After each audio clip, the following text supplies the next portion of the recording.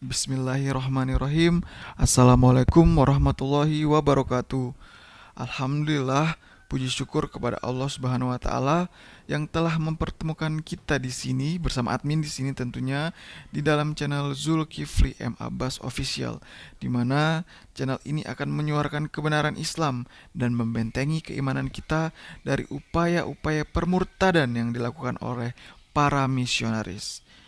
Baik, tanpa panjang lebar lagi, mari kita simak hasil debat diskusi Bang Zuma dengan para umat terjemahan di dalam channel Bang Julius Hidayah Mualaf Channel, di mana Bang Zuma diundang oleh Bang Julius ke channelnya.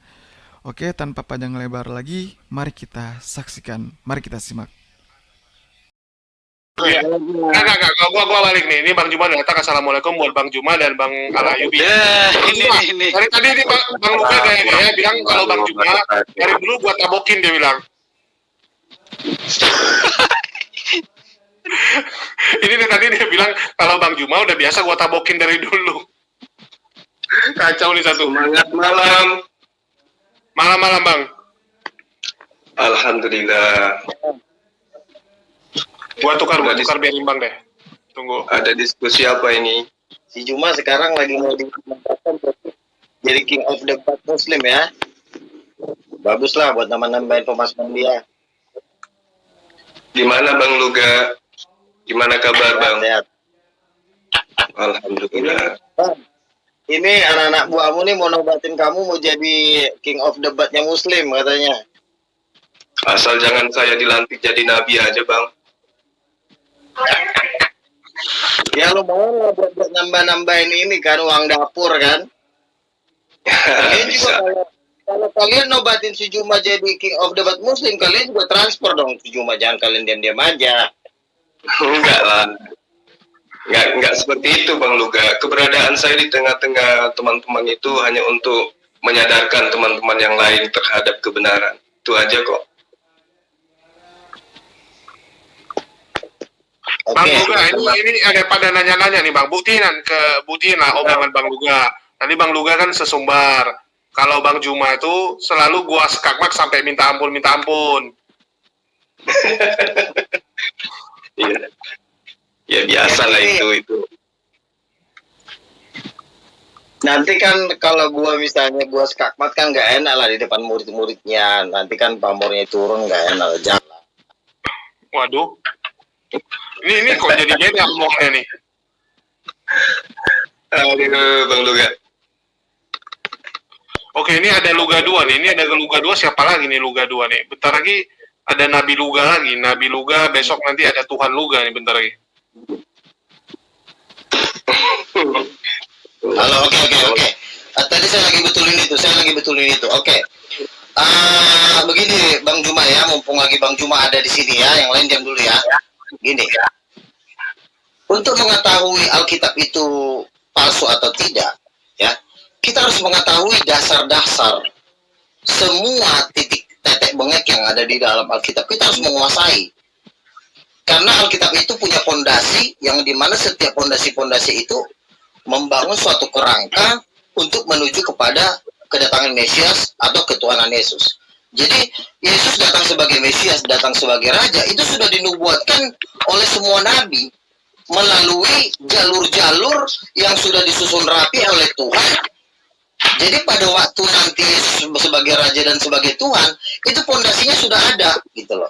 Tapi kalau kita tiba-tiba menyangkal Yesus bukan Tuhan berdasarkan kedatangan Muhammad, tidak akan bisa. Karena kenapa? Karena fondasi-fondasinya itu sudah kokoh. Nanti saya misalnya tanya tentang fondasinya kepada Bang Juma, tidak akan pernah bisa menjawab. 10 kali saya tanya, pasti 10 kali nggak bisa jawab gitu. Berarti gugurlah bahwa Yesus itu bukan Tuhan. Makanya saya akan selalu bertanya fondasi-fondasi itu. Ya kalau kita tiba-tiba hanya mencomot di dalam satu Alkitab, mengatakan Yesus bukan Tuhan hanya berdasarkan aku diutus inilah Nabi Yesus dari Nazaret. Kan Gini Bang Luga, yang lebih tahu tentang Yesus itu siapa? Yesus atau Bang Luga? yang lebih tahu tentang Ya, itu pertanyaan yang sangat bagus. Yang lebih tahu siapa Yesus adalah Yesus plus. Nah, plusnya ini Bang Juma nggak pernah pelajarin, nggak bisa main Yesus saja. Karena Yesus itu nggak pernah kerja sendiri. Karena dia tidak akan pernah bisa mendirikan kerajaannya kalau dia kerja sendiri. Yang lebih Yesus tahu dan 12 rasulnya. tentang Yesus itu sendiri atau orang-orang Kristen, termasuk Bang Luga nih. Yang lebih tahu tentang Yesus adalah Yesus dan 12 rasul. Nggak boleh hanya Yesus saja. Karena nanti kalau cuma bentar Bang. Kalau cuma Yesus, Sekarang kalau Anda menjadikan acuan ke 12 murid, sekarang saya tanya, yang lebih tahu tentang Yesus atau ke-12 orang yang Anda katakan murid Yesus? dua-duanya, karena mereka udah jadi satu Yang pelayanan. lebih Nggak bisa tahu, kita katakan yang cuma lebih tahu, nggak bisa. Apa? yang lebih tahu. Semua ilmu itu sudah diberikan kepada 12 murid. Jadi kita tidak boleh mengenal Yesus hanya dari mulut Yesus, nggak bisa. Bang Luka Tidak bisa jangan kita langsung mengenal. ini kita berbicara mengenai oknum. Yesus itu Tidak bisa, adalah Pak. seorang nabi. Jadi yang mengetahui Yang lebih tahu adalah tentang siapa Yesus itu adalah 12 rasulnya, bukan orang yang di luar, bukan Tidak banyak. tahu. Kita nggak usah bawa-bawa orang luar. Kita Yesus aja dengan ke-12 rasul yang Anda sebutkan Oke. tadi. Nah sekarang kalau Anda sebutkan bahwa ke-12 rasul lebih tahu tentang Yesus, sekarang saya ingin Anda membuktikan secara histori kapan Lukas bertemu dengan Yesus sehingga Anda mengakui bahwa Lukas itu lebih tahu tentang Yesus daripada saya sendiri. Gini ya. Yang lebih tahu tentang siapa Yesus di antara 12 muridnya ada 3 rasul, yaitu Petrus, Yohanes, dan Yakobus. Ketiga inilah disebut soko guru.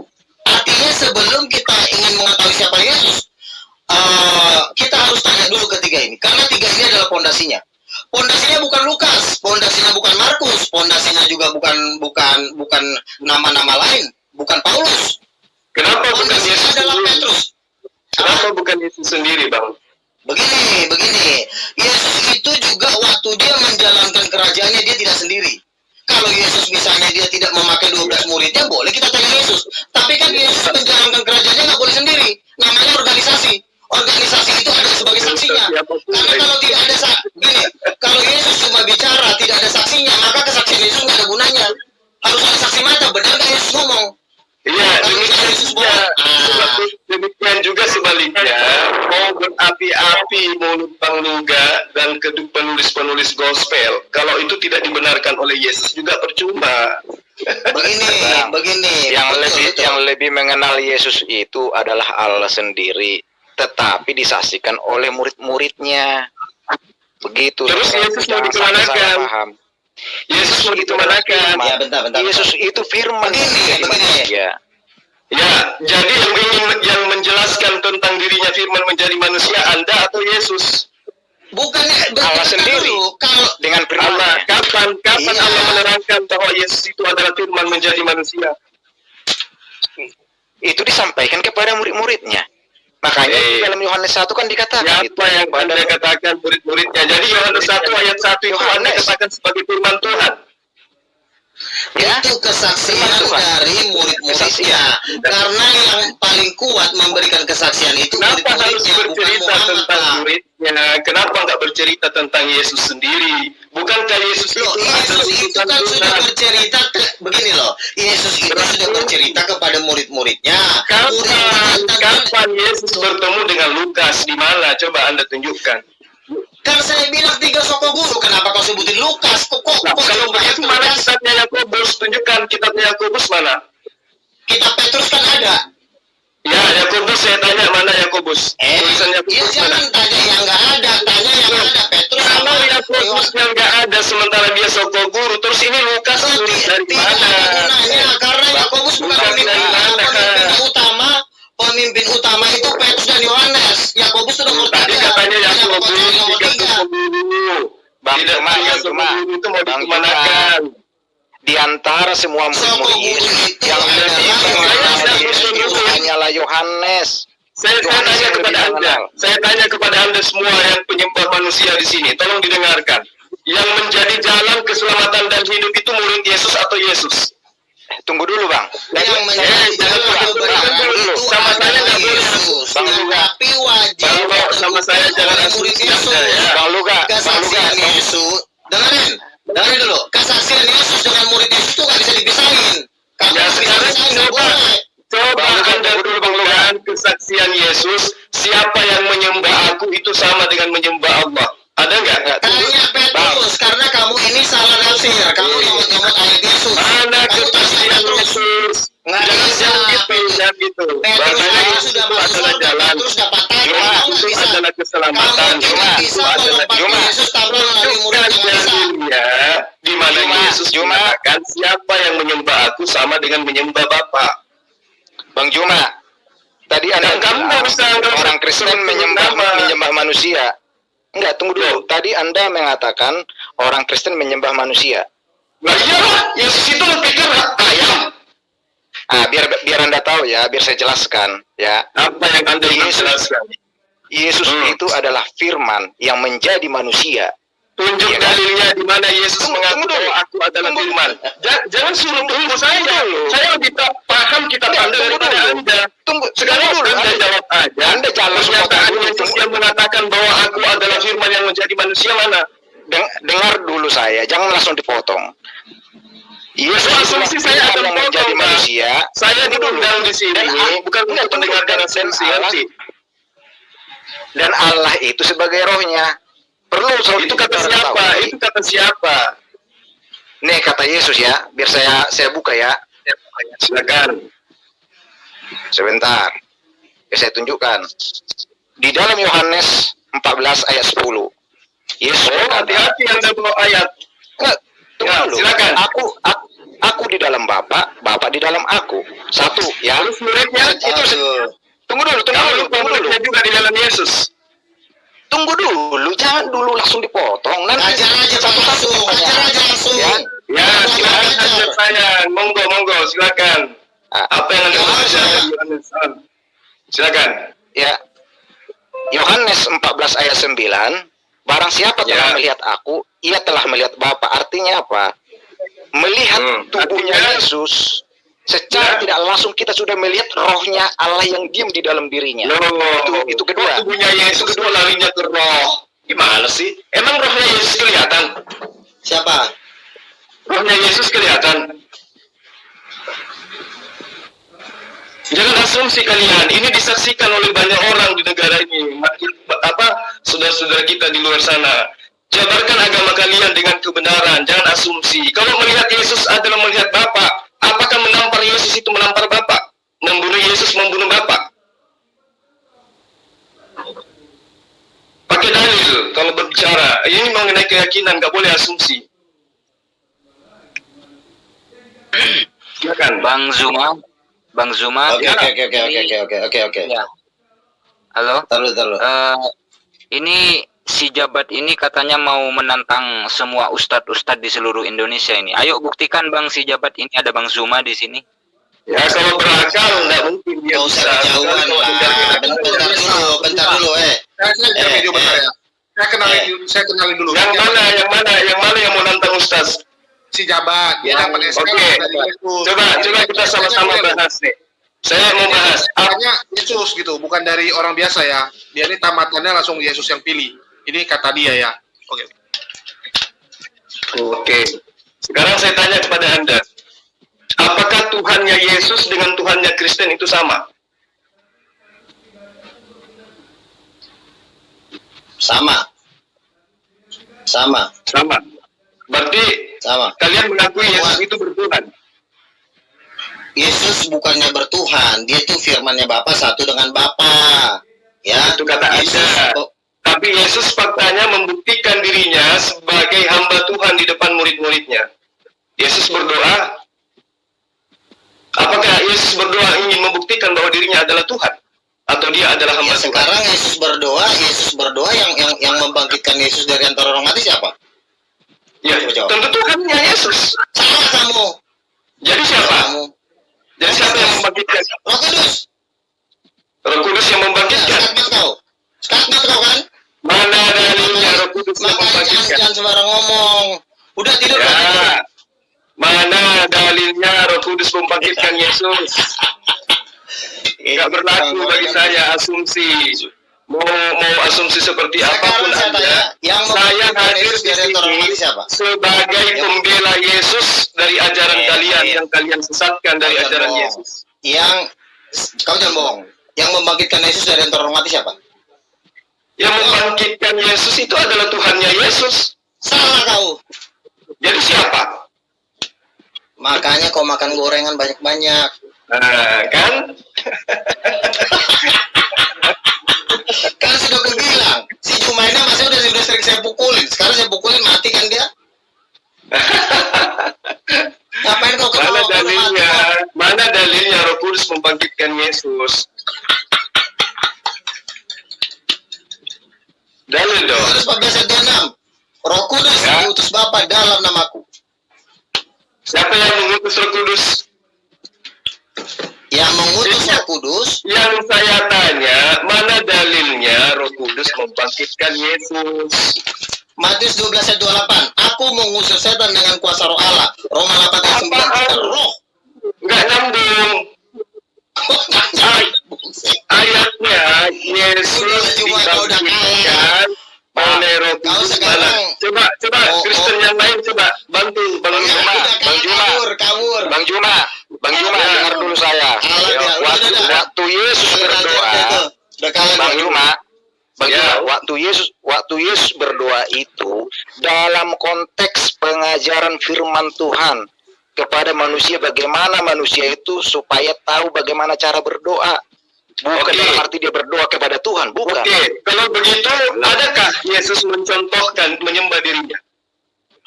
Halo. Mencontohkan menyembah dirinya. Ya. Ada. Menyembah dirinya. Yesus tidak pernah mencontohkan menyembah dalam dirinya. Terus kenapa kalian menyembah Yesus? Bang, orang Kristen tidak menyembah tubuh Yesus, tetapi menyembah Allah yang diam di dalam dirinya. Maksudnya Makanya gimana? Yesus. Maksudnya Yesus kemasukan Tuhan gitu. Yesus kerasukan Tuhan. Yesus itu disembah Juma. Abang, Bang Juma abang coba harus tahu ya. baca 5 Yesus Bang, disembah. Bang, harus Yesus tahu. kalian tidak sembah, tetapi yang kalian sembah adalah roh yang ada di dalam dirinya. Itu gimana ceritanya? Bang, begini Bang. Jadi gini, waktu firman menjadi manusia, waktu menjadi manusia tanpa roh, maka tubuh itu akan mati. Jadi, Ya, untuk kamu sama menjadi dengan roh ya, dirimu. Kamu kalau kamu diciptakan tanpa roh, kamu juga tidak akan hidup. Sama dengan Yesus. Dia adalah manusia yang dilengkapi dengan roh, maka dia hidup. Yesus tidak diciptakan. Yesus tidak diciptakan, saudaraku. Dari mana ke mana Anda mengatakan Yesus tidak diciptakan, sedangkan dia dikandung 9 bulan? Firman yang menjadi manusia dan Kata makna siapa? Itu perkataan siapa? Firman menjadi manusia. Yohanes itu Yohanes itu siapa? rasulnya. Dari mana Yohanes mendapatkan ilham itu? Ya dari malaikat. Teman-teman, si Bang Juma ini udah gak kuat nih. Gimana sih? Tolong kirim bantuan. Sekarang saya tanya Anda dulu nih. Dari mana Anda bisa percaya dengan kitab Anda? Saya tanya dulu. Ya jelas itu dari kebenaran yang berada di dalamnya. Dari mana? Siapa yang menyampaikan itu? Saya tanya dulu. Rasul Muhammad SAW yang menyampaikan itu. Rasulnya kan? Ya, Sama seperti Yohanes. Yohanes itu atau Yesus itu yang menjadi utusan Allah. Utusan itu tubuhnya. Gimana ceritanya utusan itu tubuhnya terus? Bang Juma, penciptaan itu cuma Firman yang makanya dibilang pada mulanya adalah firman. Firman itu Ya, itu sama-sama dengan firman Allah. Tuhan, itu firman Tuhan atau sabda Yesus yang kau bacakan itu? Firman Tuhan. Dari mana Anda bisa mengatakan itu firman Tuhan? Jelas tertulis di dalam Yohanes 1 ayat 1. Loh, yang menerima firman Tuhan itu Yesus atau Yohanes? Yohanes rasulnya. Rasul Allah. Yesus mengatakan, aku tidak berkata-kata dari diriku sendiri. Terus Yohanes berkata-kata dari mana? Jadi tahu nggak Bang, kenapa Yesus tidak berkata-kata dari dalam dirinya? Artinya Jadi karena dia bukan Tuhan. kalau Yesus, apa yang dikatakan Yesus itu tergantung dari perintah roh yang diam di dalam dirinya. Kalau berarti Yesus Allah yang bukan berkata, Tuhan. Berarti Yesus bukan Tuhan, karena dia mendapatkan kuasa dari yang lebih kuasa. tahu nggak abang makna dari nama Tuhan Yesus? Bisa jelaskan supaya Anda tidak gagal paham ya. Tuhan Yesus, Immanuel. tunggu dulu, tunggu dulu. Tuhan Yesus, Tuhan itu artinya apa? Allah, Bapa.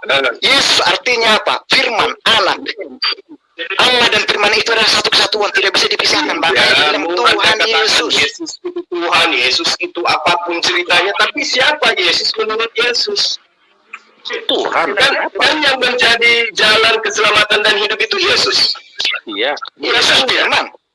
Iya, Di Firman. mana Yesus mengatakan bahwa aku adalah firman?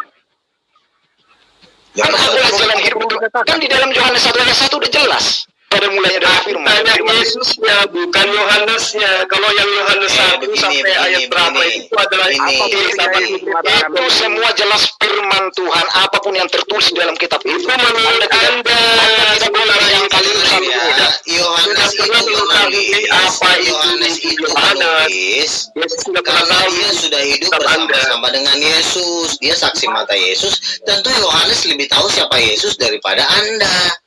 Nah, jangan saya nggak tanya tentang saya lebih tahu. Saya tanya Yesus siapa menurut Yesus? Menurut Yesus di dalam Matius 16, aku adalah raja. Kenapa kau bilang dia nabi? Loh, kan lucu orang ini. Kan Yesus sendiri mengatakan nabi tidak dihargai di tempatnya di mana dia datang. Itu bukan lagi ngaku nabi, Pak. Itu lagi dia menceritakan bahwa nasibnya ditolak seperti nabi-nabi. Bukan lagi ngaku nabi. Yesus tidak pernah mengaku nabi. Tapi Matius 16 ayat 28, Yesus berkata anak manusia akan datang sebagai raja di dalam kerajaannya. Siapa raja? Makanya baca kita perjanjian lama. Yang mengatakan raja adalah Tuhan. Aku adalah raja Israel. Ya, agama lain. Yesus adalah Tuhan. Ayatnya orang nggak boleh. Bang Juma, Yesus mengakui dirinya utusan dan Allah. Yesus mengakui dirinya utusan dan Allah. Nah, kalau Bapak mengaku utusan nggak? Bapak tidak mengakui utusan. Bapak bukan utusan. Bapak itu adalah Allah sendiri. Yesus itu bukan Bapak, simpel kan? Begini, Yesus Coba dulu Hidayah Channel dulu buka Yohanes 13 ayat 19. Yohanes 13 ayat 19. Perkataannya Yesus itu. bacakan aja, Pak. Bacain aja. Coba dibacakan saja, mungkin orangnya lagi ngaduk kopi mungkin. Bacakan aja. Ya. Sebentar dulu saya buka kitabnya dulu. Ya, sebentar ya, sambil meluruskan ya. Ini. Nih sebentar. Nih, saya baca ya. Aku mengatakannya kepadamu sekarang juga, sebelum hal itu terjadi, supaya jika hal itu terjadi, kamu percaya bahwa akulah dia. Arti dia di situ adalah Allah sendiri yang mengutusnya dia. Sambungannya ayat 20 ya. Aku berkata kepadamu, sesungguhnya barang siapa menerima orang yang kuutus, ia menerima aku. Dan barang siapa menerima aku, ia menerima dia yang mengutus aku. Makanya dia di situ adalah Allah sendiri. Makanya dibilang apa? Ayat 19-nya itu. Supaya kamu percaya bahwa akulah dia. Coba dulu Bang. Ya, dia siapa? Anda, dia itu Allah sendiri yang diam di dalam dirinya. Pasti dapat Masa salah. Kalau kata ego emi itu, ketika Yohanes ditanyai Yesus, Yohanes juga mengatakan ego emi. Berarti Yohanes juga akulah dia, gitu maksudnya. Makanya belajar. Di mana ditulis? Akulah dia di situ yang dimaksud oleh Yesus adalah dia yang telah menyembuhkan orang Yahudi yang buta itu. Itu perlu belajar. Bang Juma. Ya, jadi Bang jangan Juma langsung nih ya. Bang Juma, saya kasih tahu ya siapa Yesus. Yang lain diam dulu, pasti jabat diam dulu. Ini, Yesus itu adalah firman. Ya, firman itu kapasitasnya Tuhan. Dari mana kita tahu kalau firman itu kapasitasnya Tuhan? Firman itu akan berkata tentang dirinya bahwa sayalah pemilik sorga. Yohanes 17 ayat 16 dikatakan, segala yang Bapa punya, aku punya. Segala yang Bapa miliki adalah milikku. Jadi kapasitas firman itu setara dengan Bapa. Bapa, Firman, dan Roh Kudus ketiganya adalah satu. Dari mana kita tahu bahwa firman itu adalah Tuhan? Firman itu owner, firman itu pemilik. Misalnya saya punya mobil Ferrari, ya saya yang punya, saya owner. Demikian juga firman, firman itu pemilik, Pak. Langit dan bumi ini milik Yesus. Di Yohanes 1 ayat 12 dikatakan, dunia ini dijadikan oleh Dia, tapi dunia tidak mengenal Dia. Yesus berkata, berdoalah kepada Bapa dalam namaku. Artinya, tanpa namaku, nggak ada yang bisa berdoa kepada Tuhan. Artinya dia owner. Yesus juga berkata, usirlah setan dalam namaku. Berarti dia Tuhan sebagai dia owner. Sekarang saya tanya, mana yang tidak dimiliki oleh Yesus? Bentar. Satu ayat lagi. Yesus berkata, Matius 12 ayat 18, segala kuasa di bumi dan di sorga, semua udah punya dia. Kalau dia yang punya, berarti dia Tuhan. Berarti dia setara dengan Bapa. Bapa itu adalah kepala. Yesus itu adalah kata-kata. Roh Kudus adalah kuasa. Dan itu satu. Dalilnya, ayatnya jangan diperkosa, Bang Luga. Gak baik. Itu kita Yesus jelas-jelas berkata, usirlah setan dalam namaku. Artinya dia yang punya kuasa untuk setan. Kalau dia bukan yang punya kuasa, dia akan berkata, usirlah setan dalam nama Allah. Tetapi dia berkata, usirlah setan dalam namaku. Karena kenapa? Kuasa itu yang punya dia. Ya, cuma satu ayat itu aja kan. Tapi ribuan ayat lain yang mengatakan Yesus itu bukan Allah itu sendiri. Iya kan saya katakan, Bapa itu adalah kepala, Yesus itu adalah kata-kata, Roh Kudus itu adalah kuasa. Itu ketiga yang satu. Bagaimana Anda mengatakan Yesus itu adalah kata-kata sementara dia adalah manusia, keturunan Adam?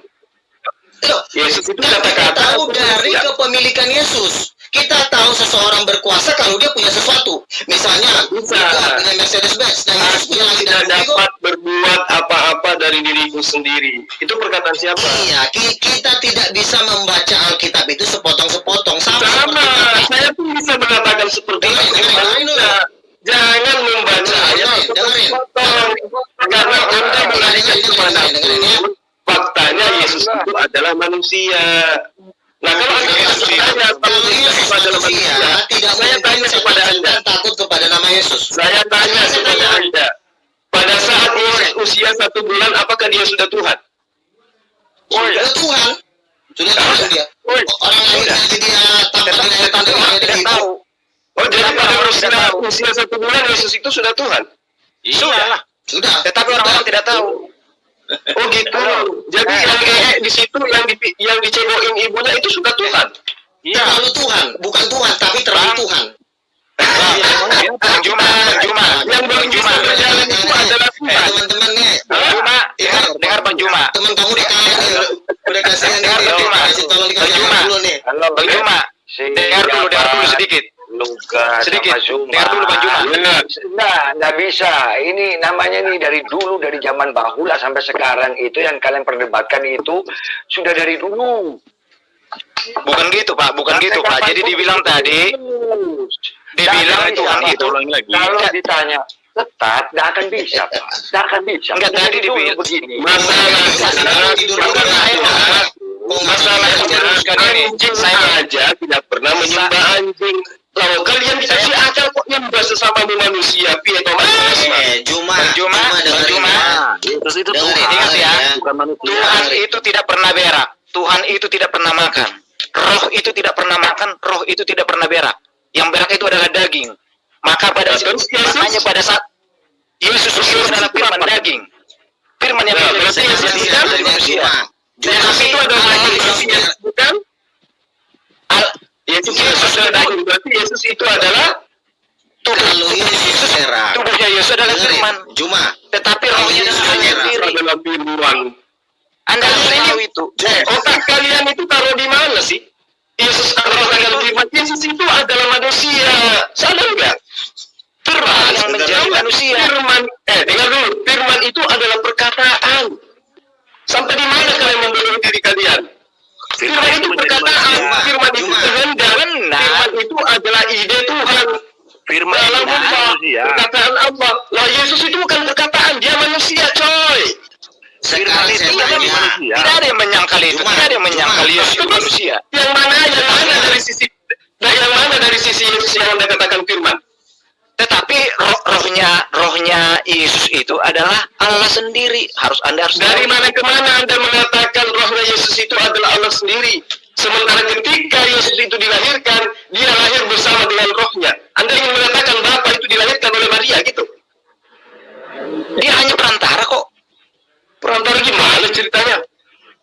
diam tahu dulu, ya, oke, sedikit oke. sedikit pun tidak ada, sedikit pun tidak ada unsur kedagingan dari Bunda Maria ke tubuhnya Yesus. Terus daging yang ada di dalam diri Yesus itu dagingnya siapa? Daging lu. Ya, Hah? Daging lu yang nempel di tubuh Yesus itu. itulah yang dibilang firman yang menjadi manusia itu hanya perantara. Bagaimana ceritanya perkataan jadi manusia terus Yesus Anda dikatakan sebagai firman? Biar Anda tahu ya. Saya sama Anda, alam semesta ini berasal dari apa? Anda tahu nggak, bukti Yesus itu tidak berasal dari sedikit pun dari tubuh Maria. Buktinya apa? Bisa tunjukkan. Waktu Yesus mati. Tunggu dulu, Yesus itu dari mana? Tunggu dulu. Waktu Yesus mati, tahu nggak? Tubuhnya tidak berubah menjadi debu tanah, tetapi berubah menjadi tubuh kemuliaan dan naik ke surga karena dia berasal dari surga. Oke, saya tanya sama Anda. Bapak itu pernah mati, Allah itu pernah mati. Bapak tidak pernah mati.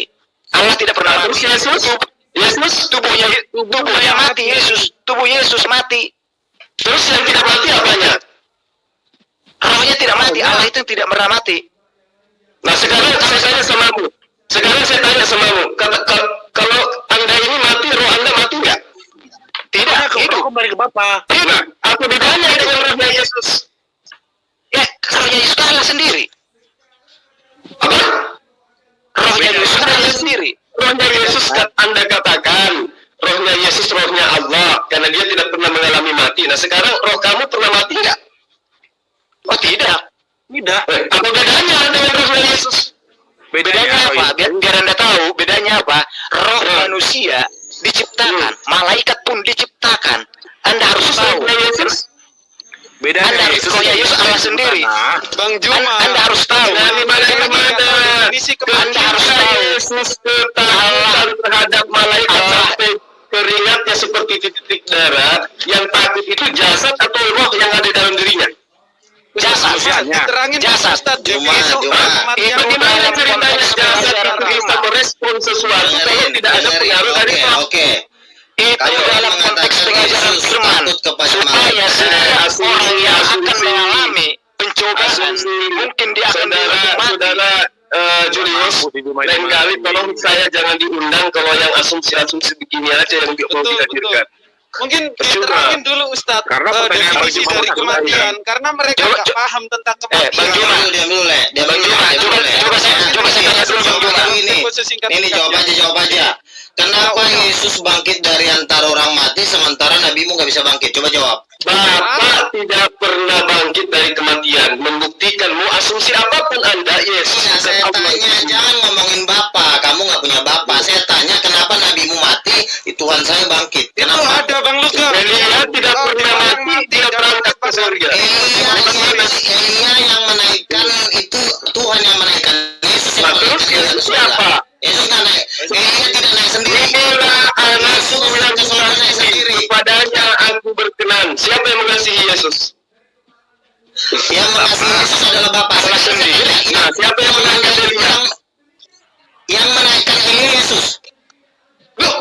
Mimpi aja. Nah, karena Kalau di gereja, kalau Bang Luka kumpulin orang-orang ini, terus Bang Luka ada khutbah, mungkin. Tapi kalau sama saya jangan kayak gitu. sekarang saya tanya sama kamu, yang membangkitkan Yesus dari antara orang mati siapa? Tuhannya Yesus. Apa Tuhan? Salah kau, salah. Kau salah. Jadi siapa? Salah kau. Jadi siapa yang membangkitkan? Salah kau, skakmat kau mati kau. Udah. Mimpi. Udah. Salah waktu Yesus itu mati. Siapa? Terus Tuhan Yesus siapa? Ya, Allah siapa sendiri yang membangkitkan? masuk kembali ke tubuhnya sehingga Yesus itu kembali. Membangkitkan Yesus. Kamu Jangan kau pikir terlalu apa pede. itu? Nanti kau Roh kepercayaan apa? Jangan kau terlalu pede. Nanti kau pantat kau ditusuk di neraka. Ya. Bang Juma, Bang Juma, kalau saya tanya dulu Bang Juma. Boleh nggak bertanya Bang Juma? Boleh nggak bertanya sama Bang Juma? Kalau gue banting 2 kali mati dia. Boleh nggak saya bertanya sama Bang Juma? Dari tadi ada bertanya kok boleh aja. Begini. Kalau menurut Muslim Islam, Allah itu pernah nggak Ini keluar dari kurang Bang tempatnya? Juma nih. Bang Juma banyak-banyak ini lagi lah biar lebih ngeri, coba latihan debat gitu. Allah itu pernah keluar nggak dari tempatnya? Lu pikir Allah itu makhluk? Keluar dari Saya hanya apa? Batu berarti. Enggak, saya hanya menanyakan, tinggal jawab iya atau tidak. Kurang gitu. Enggak, pernah keluar enggak? Batu. Tempatnya di Arsy ya, di Arsy ya. Apa? Gini, saya jawab ya. Jadi perlu diketahui bro si jabat, Allah itu laisa kamislihi syai'un, seperti yang dikatakan di dalam kitab Yesaya pasal 46 ayat 5. Enggak kepada siapa kamu menyamakan aku sehingga kami sama. Nah, entah Allah, kita tidak cukup tahu pengetahuan kita, ataukah Allah berpindah-pindah, kita tidak tahu. Yang penting Allah itu berbeda dengan makhluk. Dan 1 Timotius 6 ayat Wujudnya 16 seperti apa? menegaskan. Wujudnya seperti apa? Sabar, Wujudnya seperti sabar. Yang enggak jelek seperti Bang Luga. Saya tahu. Masa wujudnya angin? Bukannya Jadi dia ayat kantor tadi itu sebelah kanan. ya, kepada siapa itu? Kalau ya. Kepada siapa orangnya? Itu loh, siapa yang mau Oh iya, Apakah Daud, sabar. apakah ini? Perlu diketahui, Pokoknya. Allah itu berbeda dengan makhluknya. Laisa kami Oke teman-teman, saya pamit dulu yang ada doa nih ya. Saya pamit dulu Ayo ya. punya betis, punya jari, matanya tidak rusak, tangannya dua-dua di Aduh, mata kanan. sumsi keluar semua. Loh, bukan. Jadi, Ustaz Gurunda, mereka itu tidak tahu definisi kematian, bahwa mereka itu tidak tahu kalau kematian Sama. itu Artinya terpisahnya begini, roh masing-masing- dari raga. masing- Mereka itu nggak tahu. Masing-masing agama kalau ingin menanyakan kepada agama lain, artinya dia melihat dari kacamata agamanya, sehingga ingin seperti apa yang dipercaya oleh agamanya. Kok kayak gini gak sama aku loh? Kenapa dia kok begitu? Kenapa dia begini? Akhirnya dikejar. Iya kan? Yang pasti hanya Tuhan yang Kristen yang pernah mati, itu aja. Sekarang, lebih baik begitu. Tanyakan mereka yang mati, baik Islam atau Kristen, mati tanya, udah ke surga nggak? Udah lihat Tuhannya nggak? Kalau dia datang lagi. Kalau ada Tuhan yang bisa dilihat, itu bukan Tuhan. Kalau saya percaya dia bisa dilihat, dia maha kuasa. Duh, Dia bahkan apapun dia bisa berbuat. Aduh, Makanya aduh. begini, karena kalau ditertawakan, karena apa? Karena menurut kepercayaan Anda tidak mungkin kan? Karena dipaksakan untuk sesuai dengan kepercayaan Anda. Nah, justru Anda yang memaksakan untuk sesuai dengan kepercayaan Anda. Sekarang gini, Yesus itu mengatakan, pernah nggak Yesus mengatakan bahwa apa itu bisa dilihat? Di sini Anda bertanya, saya menjawab. Ya seperti ini loh kami. Ya, sekarang saya tanya, coba, apakah menurut Yesus bahwa Allah itu bisa dilihat? Oh bisa. Di mana dalilnya? Itu dijelaskan dong.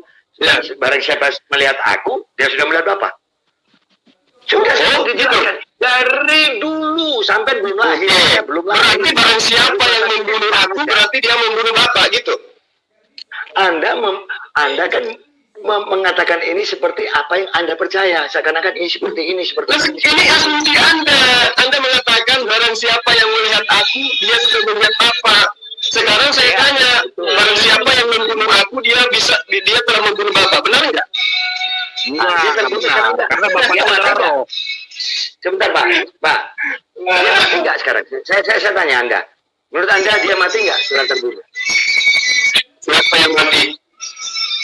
Nah, kan bisa membunuh Bapak. Dia mati nggak? Kan Yesus katanya dibunuh kan? Dia Menurut mati Anda? nggak sekarang? Mati nggak? Bukan masalah sekarang. Yesus pernah menjadi...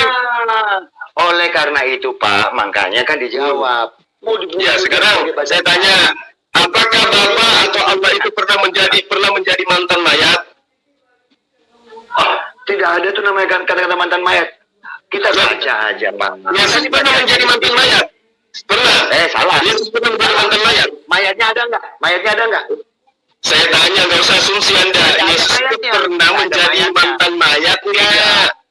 Tidak Hah? ada. Tidak Oh, berarti yang mati 3 hari 3 malam itu siapa? Hah? Tidak ada yang mati? Siapa bilang mati? Oh, berarti Yesus tidak pernah menjadi mati 3 hari 3 malam lalu Sampai bangkit. sekarang hidup. Sampai sekarang hidup. Asumsi. Jadi yang disalib itu tidak mati. Salah. Bukan asumsi Pak. Bukan asumsi Pak. Jadi yang disalib itu tidak mati. Sebentar Pak, gantian Pak.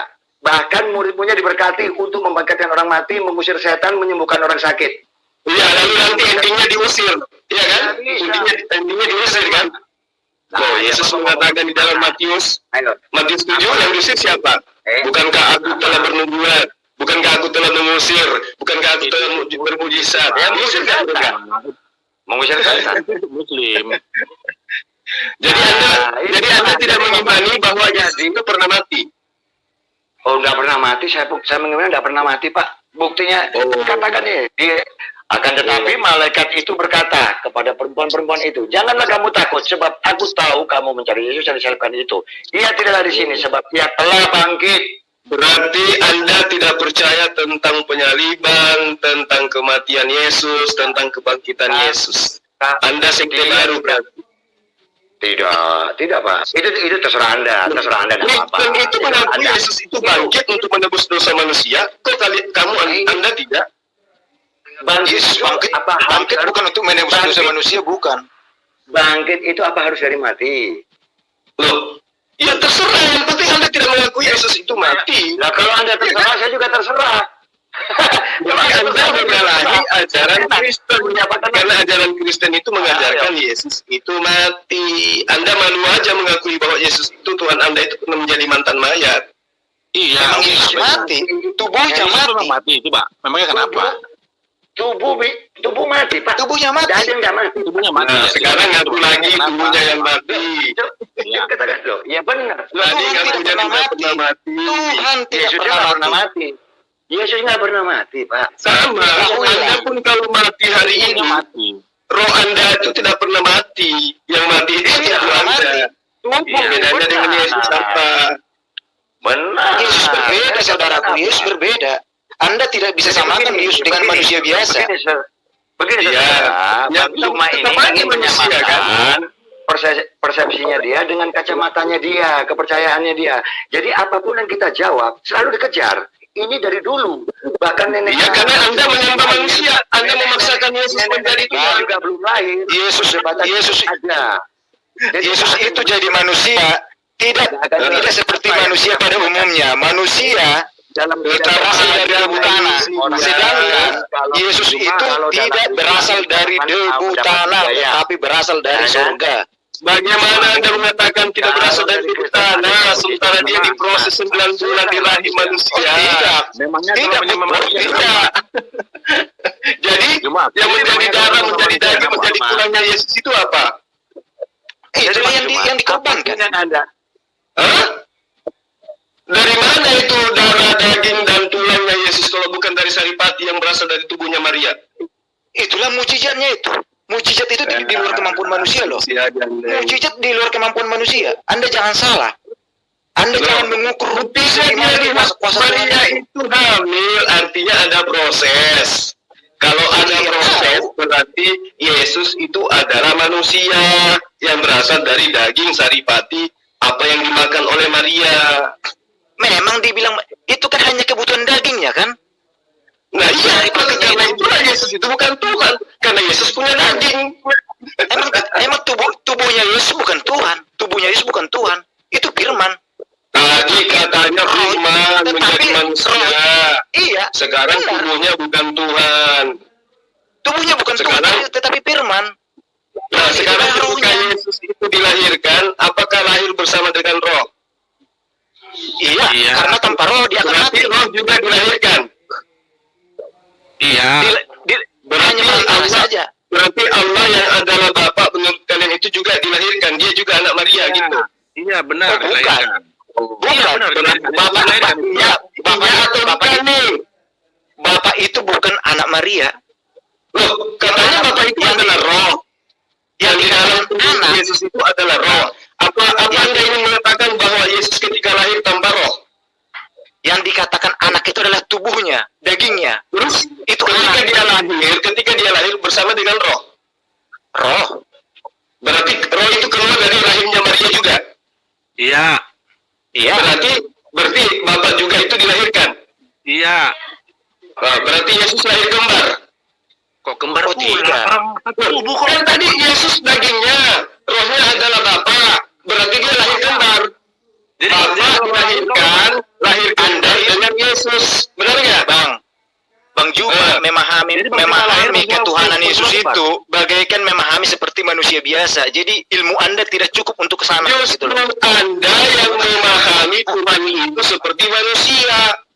Belum nyampe ilmu Anda untuk ke situ. Anda yang belum nyampe. Sekarang saya tanya, Bapak dilahirkan, kata Anda iya. Yesus juga dilahirkan, iya. Daging Yesus bukan Bapak, iya. Yang Bapak adalah rohnya, iya. Dua-duanya dilahirkan, iya. Berarti mereka lahir kembar. Kok kembar pula? Yesus yang adalah daging dengan Bapak yang adalah roh, itu dua atau satu? Bang, aku tanya dulu. Kamu jangan tanya, aku tanya dulu kau. Enggak. Ada Yesus dan Bapa itu ketika dilahirkan, daging adalah Yesus, roh adalah Yesus dan Bapa adalah satu kesatuan. Tidak bisa dipisahkan. Firman dengan Allah. Berarti yang di bumi juga Bapa. Iya, Bapa. Nah, itu Anda sudah akui. Berarti Bapa dibunuh juga ya. Dari tadi ngaku, sekarang Bapa tidak pernah mati. Bapa tidak pernah dibunuh. berarti dia harus satu dengan Yesus. Roh itu tidak pernah mengalami pembunuhan. Berarti dia tidak satu dengan Yesus karena Yesus dibunuh. Kok Bapa tidak? Satunya di mana? Roh itu tidak merasakan pembunuhan. Benar, Anda. Ya. Waktu kaki Anda diamputasi, apakah roh Anda juga hilang sebagian? Saya tanya dulu. Salahnya yang dianggap Yesus. Jangan-jangan mau sembah saya lagi Anda. Anda salah. Justru Anda sendiri tidak mengenal siapa yang Anda sembah. Lu kok larinya ke sono? Jujur loh. Heran saya ini orang ini. Rangkan Yesus kok ribet banget sih, Bapak. Rangkan Yesus kok ribet banget sih. Jumat itu ya. Kita jelas. Jangan sampai Ini kita belum di masuk sini. ke ranah dalil loh. Saya belum bawa dalil loh pernyataan Yesus. Ini masih logika sederhana. Sekarang saya tanya dulu sama Bang Juma. Sama Bang Juma saya tanya dulu. Masih standar ini. Apakah saya tanya dulu nih sama Bang Juma nih. Apakah makna nilai moral yang orang Muslim ambil dari apa yang semua yang dicontohkan oleh Nabi Muhammad, yaitu menikahi anak di bawah umur, menikahi istri anak angkatnya, dan mempunyai istri lebih dari yang diperintahkan oleh Allah sendiri. Apa makna nilai moralnya yang kalian ambil? Emang perintah Allah kepada Nabi. Emang perintah Allah kepada Anda Nabi bertanya. suruh istri berapa? Emang lu tahu perintahnya? Kan maksimal 5 kan? 5 kan 4 maksimalnya. Ya, 4 ya 4.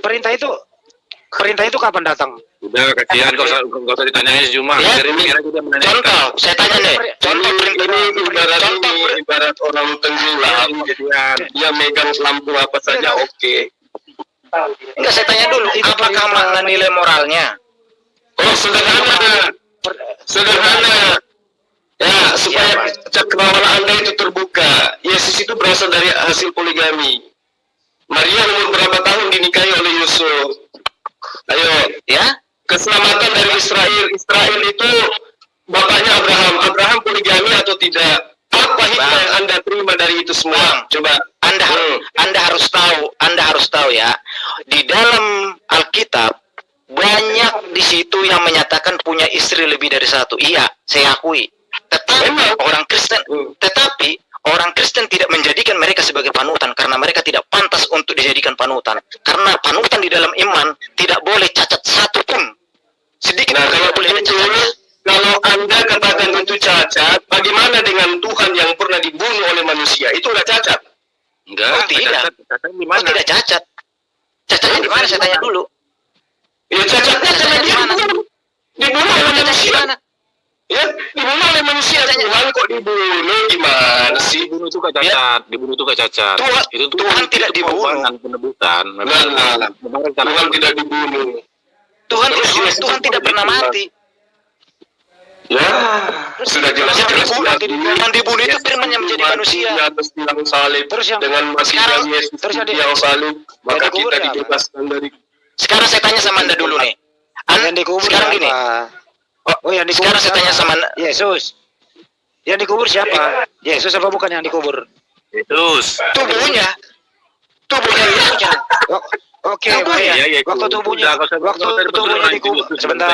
Kalau giliran yang apes-apesnya tubuhnya. Emang Giliran iya? yang abortasisnya tubuhnya.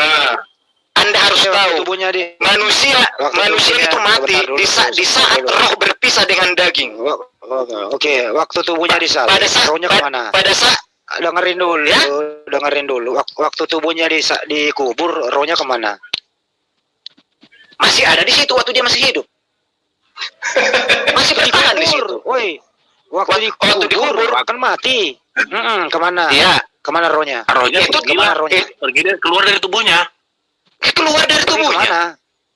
Keluar dari Kita nggak tahu. Keluar Suka-suka Allah lah. kemana? Ya suka-suka Allah kemana dia pergi? Siapa yang ngatur? Orang roh itu tidak kelihatan kok dengan mata manusia. Jadi kalau rohnya yang keluar itu masuk ke dalam pohon, berarti pohon itu menjadi bapak gitu. Oh tidak. Jadi apa bedanya dengan Yesus? Dia Yesus itu kan kerasukan roh Tuhan. Oh beda. Firman yang menjadi manusia, sedangkan pohon itu Firman yang menjadi manusia. Sekarang alam semesta ini firman menjadi alam semesta atau bukan? tahu nggak? Anda harus tahu waktu menciptakan Matahari menjadi alam dunia matahari ini firman menjadi matahari atau bukan? bukan, tetapi Allah berfirman. Nah itu Allah berfirman berarti Allah berkata. Iya. Jadilah, nah, jadi matahari, jadilah terang, jadi terang. Itu berasal dari mana terangnya? Allah berfirman. Berarti Allah berfirman itu kan? iya, tapi Allah berkata kan? Berarti Allah berkata kan? Iya, Allah berkata kan? Jadilah terang, maka jadilah. Berarti terang itu berasal dari perkataan. Iya, kreasinya. Perkataan Allah. Nah, berarti itu berasal dari perkataan. Tetapi Yesus tidak berasal dari perkataan, tetapi firman yang menjadi manusia. Anda harus tahu itu. Maksudnya gimana? Maksudnya gimana? Maksudnya gimana? Firman jadi manusia itu maksudnya gimana? Firman itu apa? Perkataan. Perkataan jadi Yesus. Ya kan? Perkataan jadi matahari. Artinya instruksi, perintah, kehendak. Allah menghendaki ada manusia lahir tanpa ayah. Jadilah Yesus. Allah menghendaki manusia lahir tanpa ayah dan ibu. Jadilah Adam. Allah menghendaki manusia lahir tanpa ibu hanya ayah. Jadilah Hawa. Semua berasal dari kehendak. Semua berasal dari firman. Anda harus tahu perbedaan perkataan dengan firman. Firman itu perkataan, ya kan? Anda mengatakan tadi menciptakan itu kan dengan berfirman. Allah berfirman, maka jadilah. Allah mengadakan sesuatu itu dengan kehendak. Iya. Tetapi waktu tubuh Yesus menjadi manusia, firman yang menjadi manusia, tahu nggak firman itu berada di mana? Sekarang Yesus itu Sebentar, tunggu sedikit bang. Yesus itu menjadi manusia atas kehendaknya sendiri atau kehendak Allah? Kehendak Allah. Nah, berarti dia berasal dari kehendak Allah. Benar nggak? Firman alam semesta ini berasal dari mana? Alam semesta ini berasal dari kehendak Allah atau alam semesta ini tercipta sendiri? Anda harus tahu firmannya dijadikan menjadi manusia. Anda harus tahu. Bukan Allah berfirman, maka Yesus jadi. Bukan. Anda Sekarang alam semesta ini tercipta atas kehendak Allah atau atas kehendaknya sendiri? Ya kehendak Allah lah. Nah, sekarang Yesus menjadi manusia atas kehendak Yesus atau kehendak Allah sendiri? Ya kehendak Allah sendirilah. Nah, apa bedanya? Tapi alam semesta Ada perbedaannya. Ada perbedaannya. Waktu menciptakan langit dan bumi, Allah berfirman. Sedangkan waktu Yesus menjadi manusia, firmannya yang menjadi manusia, bukan Kayak mana firmannya menjadi manusia? Sementara malaikat Gabriel yang datang kepada Maria mengabarkan, aku datang menyampaikan perkataan Tuhan kepadamu agar kamu hamil dan melahirkan seorang anak bernama Yesus Kristus. Berarti firman yang datang kepada Maria. Berarti Yesus itu berasal dari kehendak. Nah, siapa yang berkehendak Gabriel datang menyampaikan itu kepada Maria? Firman yang menjadi manusia berbeda dengan Bagaimana ceritanya Anda mengatakan firman menjadi manusia? Alam semesta ini juga firman menjadi alam semesta. Oh tidak, Anda salah, tidak, bukan. Firman tidak pernah menjadi alam semesta, tidak. Tetapi Allah berfirman. Nah, yes. Menjadi.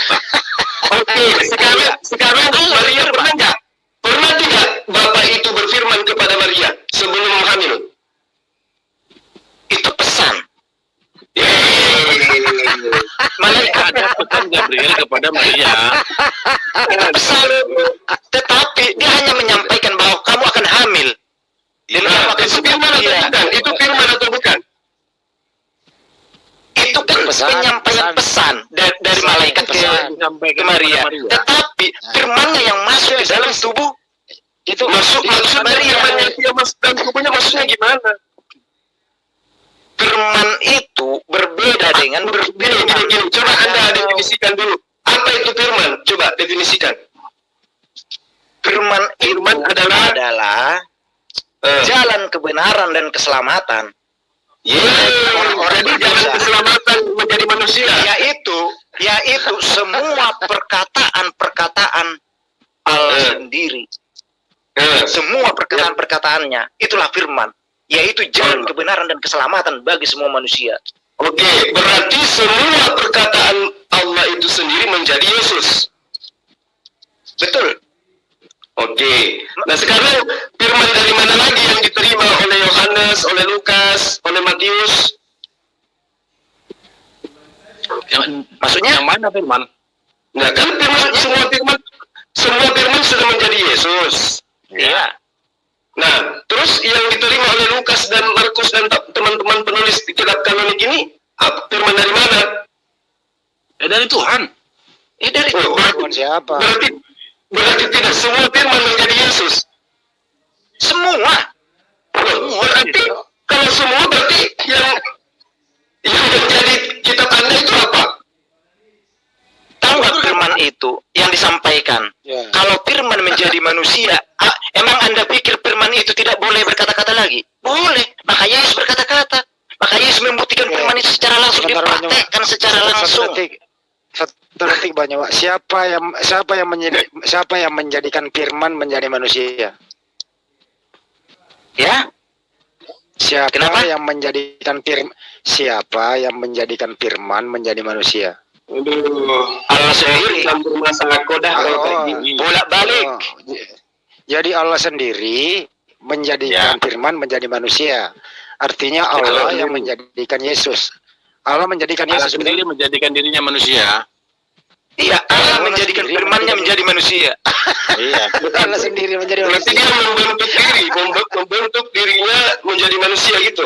Iya, menjelma menjadi manusia. Iya, Menjelma atau membentuk? bukan Menjelma menjelma. menjadi manusia. Firman-Nya yang menjadi manusia, tetapi Allah itu tidak pernah berubah. Dia tetap roh. Berarti firman dan Allah itu beda. Bajul, telah dulu menjadi manusia tapi tidak berubah. Gimana ceritanya? Udah menjadi manusia kok nggak berubah? Jadi, Siapa yang nggak berubah? Jadi biar saya jelaskan Tadi ya. kata Allah itu terdiri dari tubuh, jiwa, dan roh. Iya.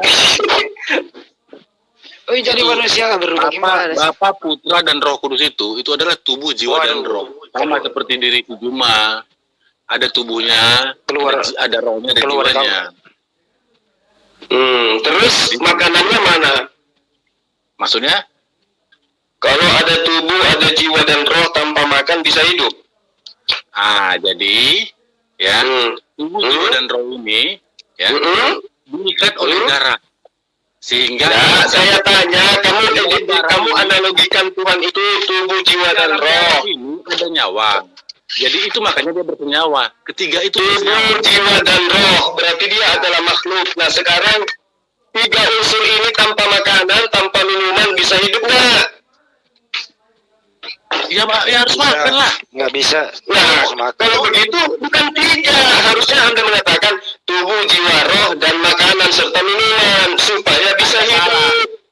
Nah, Tubuh itu membutuhkan makanan. Jiwa dan roh itu tidak membutuhkan makanan. Iya. Tubuh itu berdiri sendiri. Jiwa dan roh itu satu kesatuan. Apa yang menghidupkan? Berarti roh yang menghidupkan. Apa yang menghidupkan tubuh? Berarti Bapak itu punya tubuh.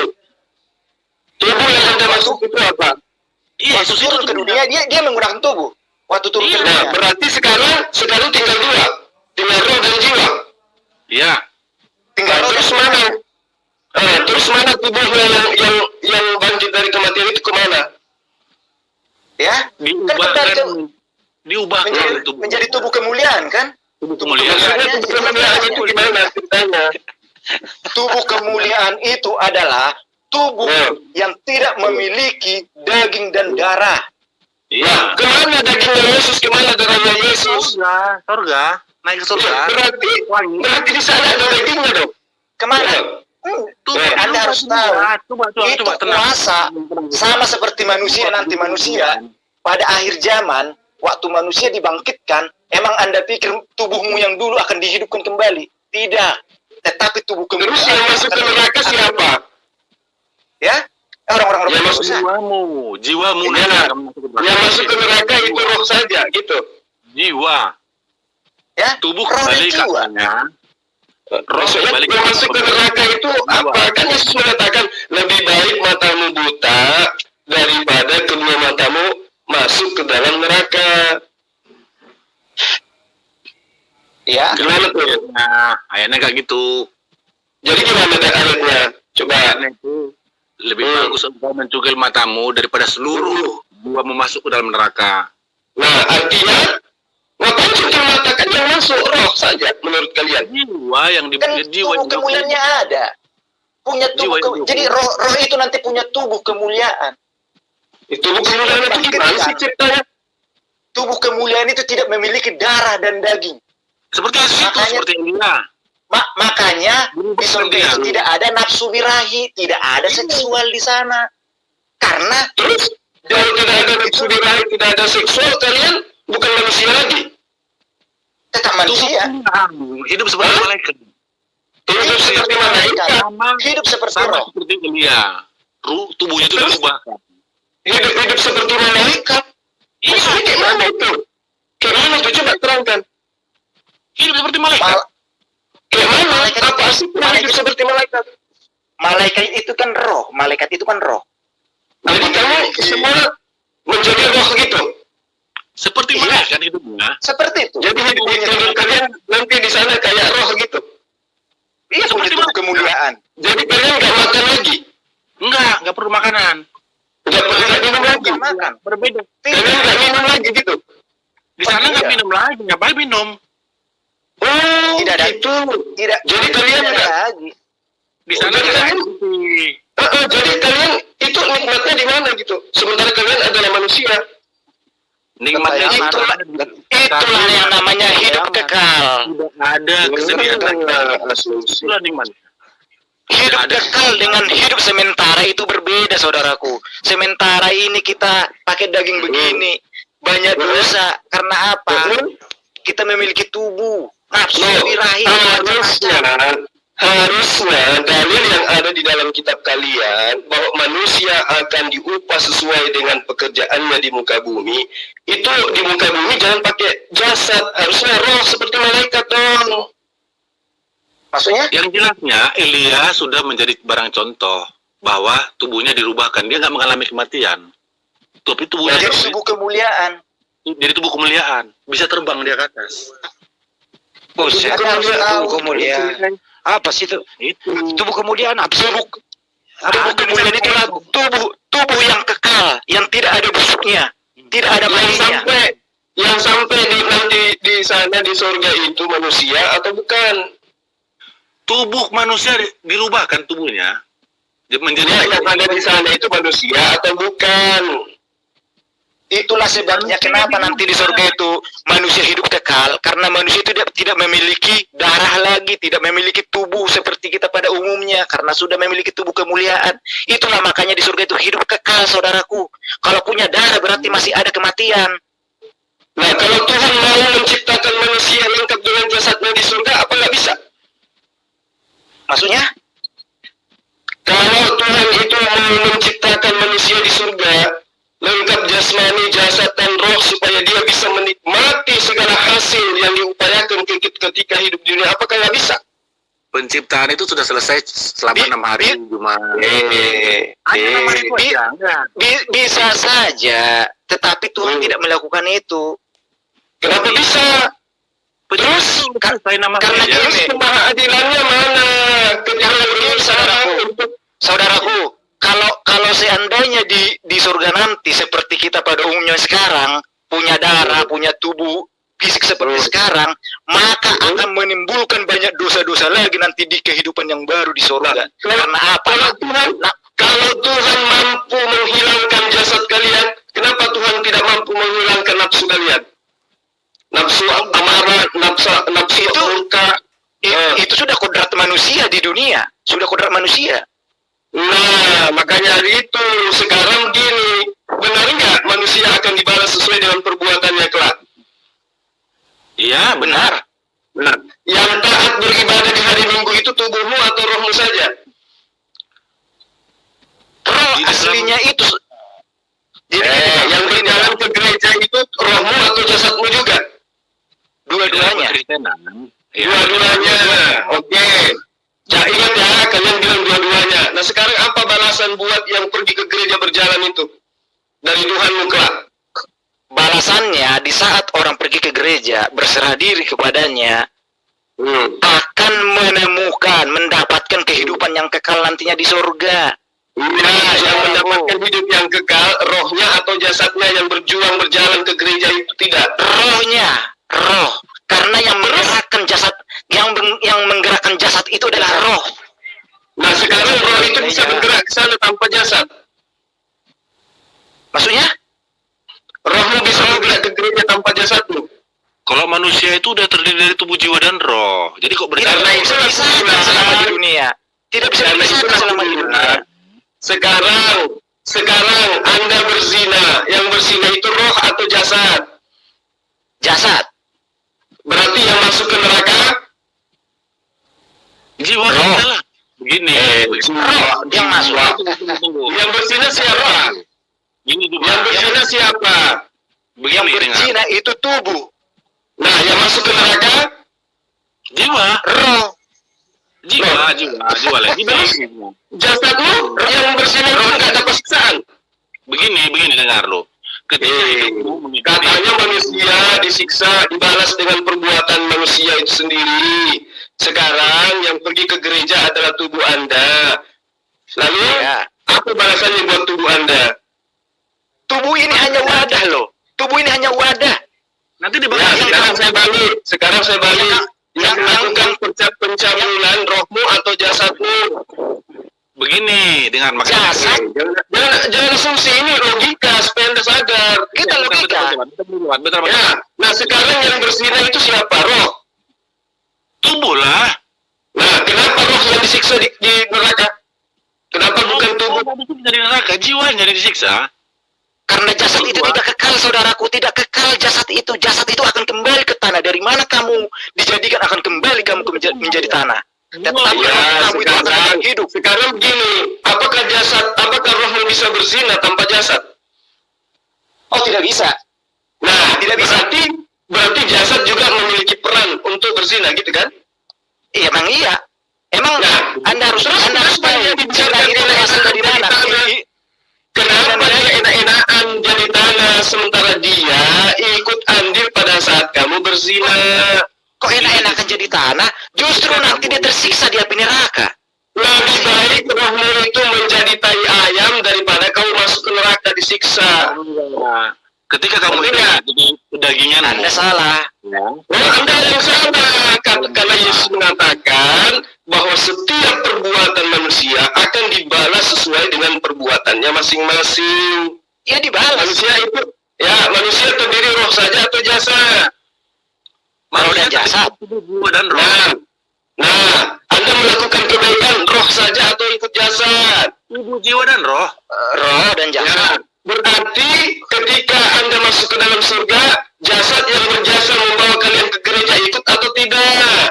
Oh, tidak. Jasad. Apakah roh Anda bisa ke gereja tanpa jasad? Jasad itu akan kembali ke tanah.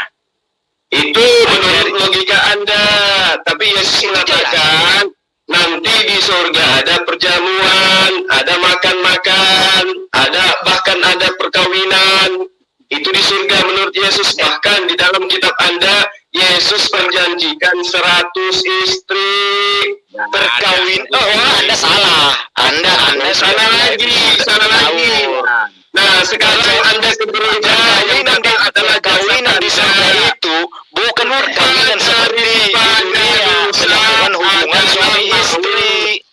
Nah sekarang perkawinan itu adalah berdosa adalah Kudus dengan yang makan buah ilmu pengetahuan, rohnya Adam atau jasadnya juga.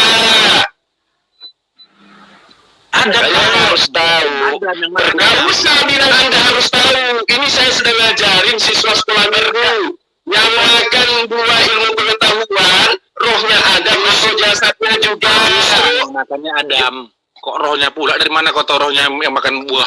Adam yang makan. Nah, Adam terdiri roh atau jasad saja. Tubuh, jiwa, tahu nggak? Tahu nggak? Tiga.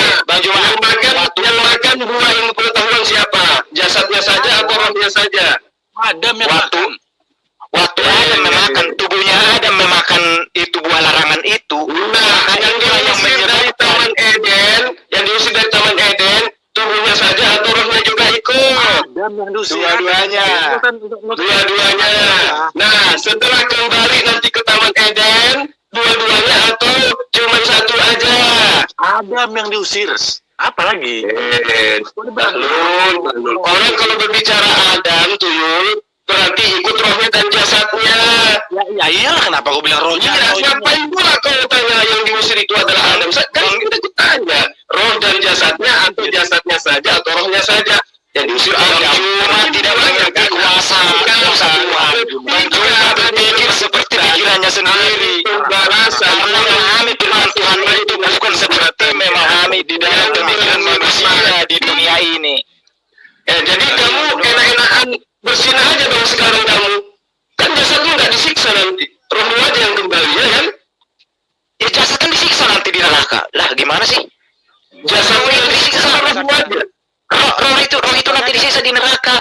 Nah, kalau kamu mengatakan saya tidak akan mungkin bersinah tanpa ada jasad, gimana? Bisa nggak kamu bersinah, mencuri tanpa jasad? Maksudnya yang ngomong gitu siapa? Yang ngomong gitu siapa? Saya tanya, bisa nggak kamu bersinah tanpa jasadmu? Kalau kamu hidup mengikuti keinginan dagingmu, maka kamu akan berdosa. Nah, karena itulah Yesus datang mengajarkan kebenaran supaya manusia hidup dalam kebenaran, supaya manusia menyembah kepada Tuhan yang benar, bukan asal-asal. Ini ngajarin Bang Juma nih kayak ngajarin anak SD saya nih. Ya, ya memang kalian anak SD di hadapan saya. Kalian kena asumsi. Iya. Kayak ngajarin anak SD saya. Betul. Iya, Kak. Memang, benar. Saya datang di sini diundang untuk ngajarin anak SD. Iya. Sekarang saya tanya, Anda bersinah roh Anda saja atau jasad Anda juga? Jasad Anda juga. Nah, terus kenapa pembalasan di neraka itu jasad Anda tidak kena hukuman? Tidak karena dia tidak kekal. Karena tubuh itu tidak jasad tidak kekal. Sekarang kalau jasad Anda tidak kekal, roh saja yang disiksa. Terus keadilan Tuhanmu di mana? Sementara roh tidak mungkin. Rohmu tidak mungkin mencuri, rohmu tidak mungkin berzinah tanpa ada jasad yang turut andil. Roh itu mencuri. Gini, kalau kamu mencari roh iblis, karena rohmu mencuri dari jasadmu, kalau rohmu sudah keluar dari jasadmu, lihat cewek mandi, kamu masih ngaco. Masih ngaco nggak kamu kalau kamu rohmu melihat orang mandi? Memang, dengarkan ya. Kalau kamu hidup mengikuti keinginan dagingmu, keinginan tubuhmu itu, keinginan tubuhmu pengen main, pengen ini. Ya, berarti yang menyesatkan kamu adalah dagingmu kan? Kamu akan berdosa, bukan? Kalau kamu mengikuti. Nah, gimana ceritanya kamu mau onani kalau kelaminmu nggak ada?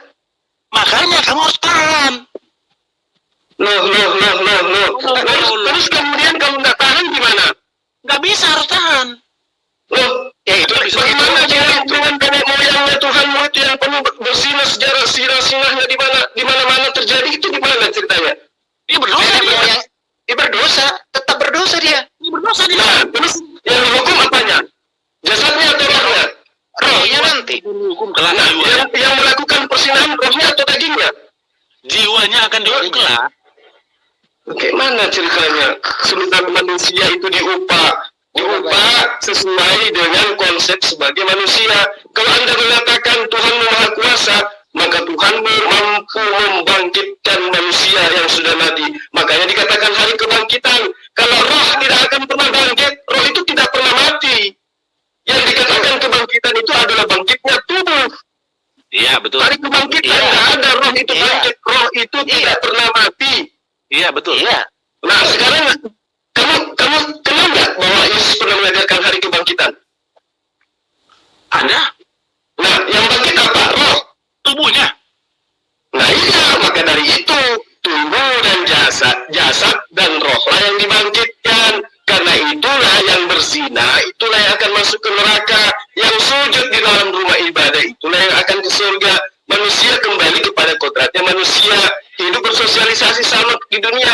Itulah kehidupan surga. Bukan kita manusia berusaha Anda harus tahu waktu Yesus sampai di surga kita menjadi makhluk roh. Tidak. Sebabnya di mana? Hidup seperti roh. Tahu nggak? Hidup seperti roh. Hidup seperti roh. Tubuh kemuliaan. Suci. Tanpa dosa, tanpa nafsu. Enak aja lu masuk surga tanpa roh. Terus lu tinggalin yang berzina tubuh kau itu kau biarkan gitu. Tubuhnya kan diubahkan menjadi tubuh kemuliaan. Mau apa gimana sih Anda?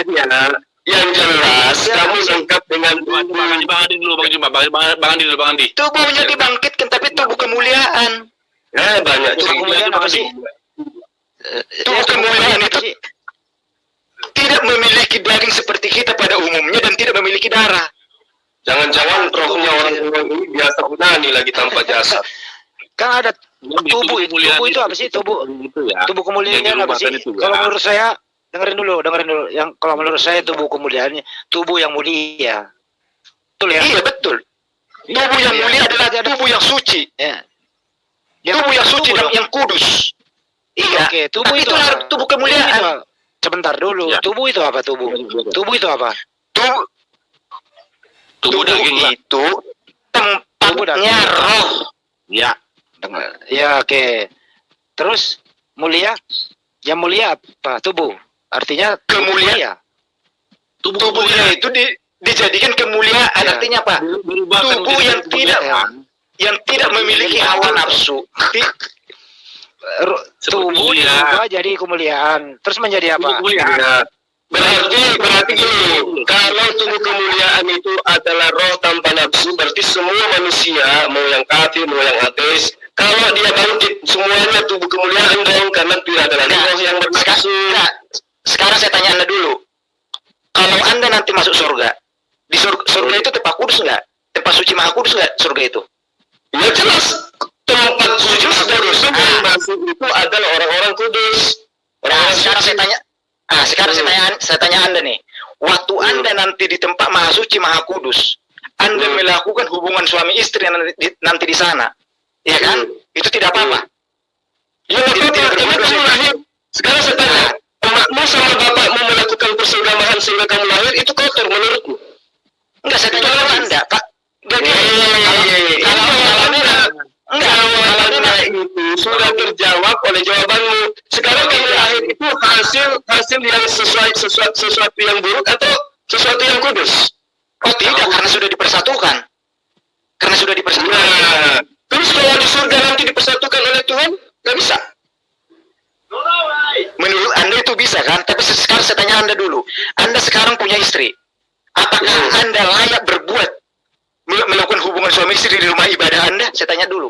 Itu rumah ibadah itu masih di dunia. Ke rumah ibadah Rumah ibadah. Ke rumah ibadah. Emang kamu di surga mau beribadah di sana? Apakah Anda layak melakukan hubungan suami istri di situ? Saya tanya dulu. Sedangkan di surga Anda kamu pikir ini kamu melakukan hubungan sama istrimu Tuhan nggak lihat gitu? Malaikat nggak lihat gitu? Enggak, yang saya tanya sekarang Anda nih, apakah Anda boleh melakukan hubungan suami istri yang sudah sah di dunia ini melakukan di rumah ibadah Anda? Kenapa tidak? Boleh. Apa alasannya sampai Anda mengatakan tidak? Sebentar dulu. Berarti boleh ya? Kok ada rumah ibadah? Sebentar dulu. Berarti boleh. Kok ada rumah ibadah? Ya boleh. Emang kenapa? Rumah ibadah itu tempat maha suci. Sama seperti di surga. Mana itu? Surga itu lebih suci daripada rumah ibadah. Betul. Betul. Dan suami suci itu adalah suci. Kenapa Rudaya? Yang tidak suci itu kalau kamu dengan istrinya orang. Berarti Anda boleh melakukan hubungan suami istri di dalam rumah ibadah Anda? Rumah ibadah pula. Surga itu sudah ibadah. Gini, bentar, saya Emang saya bertanya dulu di sini. Anda harus memahami itu. ada di surga itu ibadah. Kamu pikir surga itu 10 kali 10? Surga itu melebihi dari rumah ibadah di dunia ini. Biar Anda tahu. Melebihi sebagian dari rumah ibadah di dunia ini. Nah, kalau di dalam surga itu Anda katakan rumah ibadah, saya tanya sama Anda, apakah hubungan suami istri itu menurut Anda itu adalah sesuatu yang buruk? Ya buruk kalau hanya untuk seks. Tapi kalau untuk meneruskan keturunan enggak. Buruk. Jadi apa yang dipersatukan oleh Tuhan, laki-laki dan perempuan itu bukan ibadah. Itu untuk melahirkan anak, meneruskan keturunan, beda. Nah, itu bukan ibadah. Itu ibadah. Karena keturunan. Nah, kalau Tuhan yang menyediakan fasilitas agar suami istri bisa melakukan itu ibadah enggak? Sedangkan di bumi aja meluntik kita untuk memuaskan birahi itu salah. Apalagi di sana. Iya, betul. Dan tidak akan ada melonte masuk ke surga kecuali surganya Kristen. Kalau di surga itu semuanya orang kudus yang masuk. Iya, jadi yang saya tanya itu apa? Itu nggak mungkin sampai di sana melonte. Di dunia aja kagak melonte, apalagi di surga. Dia akan melakukan persetubuhan dengan pasangannya, dengan istrinya yang sah, yang diberikan oleh Tuhan. Dengan bidadari itu Karena melunti namanya. Karena surganya orang Kristen, bro, surganya orang Kristen ada lonte apa enggak? Sebentar saya tanya dulu. Giliran saya dulu nih. Surganya orang Kristen ada lonte apa enggak? Ada. Tapi dia sudah bertobat. Oke, sebentar dulu. Ya, Fungsi lonte di surga apa? Fungsi lonte di surga ngapain? Di sana beli minyak tanah di pasar karena di sana tidak ada PLN, Bang, mati lampu. Iya, ada lonte. mati lampu. Tapi ada lonte yang bertobat masuk ke sana. Jangan salah lu baca ayatnya. Ini nggak ngerti ayat ini. Nggak ngerti ayat ini. Apa kayak itu? Nggak ngerti ayat ini. Dijawab dulu yang tadi. Apakah Anda boleh melakukan hubungan? Sebentar dulu. Lonte lo yang didahulukan tuh. Gimana itu? Apa fungsinya lonte di surga? Iya, karena mereka sudah mengenal Tuhan dan bertobat sehingga mereka yang mendahului mereka ke surga. Iya. Itu lonte itu ngapain di sono? Itu ya tujuannya apa di sono ngapain? Diselamatkan fungsinya apa dia? Terus ngapain? Ngapain dia di surga lonte itu? Hidup kekal. Oh, hidup kekal. Iya. Terus nggak ada ibadah lagi di sana? Ada ibadah nggak di surga? Memuji memuliakan Tuhan. Yang jelasnya di sana itu adalah hanya memuji dan menyembah. Masih ada memuji. Sekarang saya tanya, pernah tidak dalam hidup Anda itu memuji Tuhan dalam setahun non-stop?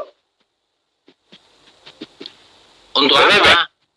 Loh, kenapa? Di surga kehidupan kekal itu kerjamu cuma memuji. Haleluya, haleluya, haleluya, haleluya, haleluya, haleluya, haleluya. Kalau kalian memuji dalam satu hari aja kayak gitu, itu surga atau neraka? Itu siksaan. Enggak gitu, Bang. Nah, jadi gimana maksudnya memuji dalam kehidupan kekal gitu? Kenikmatan yang paling tinggi itu adalah ketika kita bisa memuji dan menyembah karena melihat kebesaran Tuhan yang begitu. Maksudnya kamu menatap terus gitu. Apa yang kenikmatan paling tinggi? Jadi masa yang paling tinggi yang Anda maksud ketika kita bisa bersyukur karena melihat kasih Tuhan itu begitu besar. Nah, bersyukur seperti apa? Oh Tuhan, aku bersyukur kepadamu. Oh Tuhan, aku bersyukur kepadamu. Oh Tuhan, aku bersyukur kepadamu. Oh Tuhan, aku bersyukur kepadamu. Coba lakukan itu 1 tahun non-stop. Itu nyaman atau siksaan? Oh enggak. Jadi di surga masih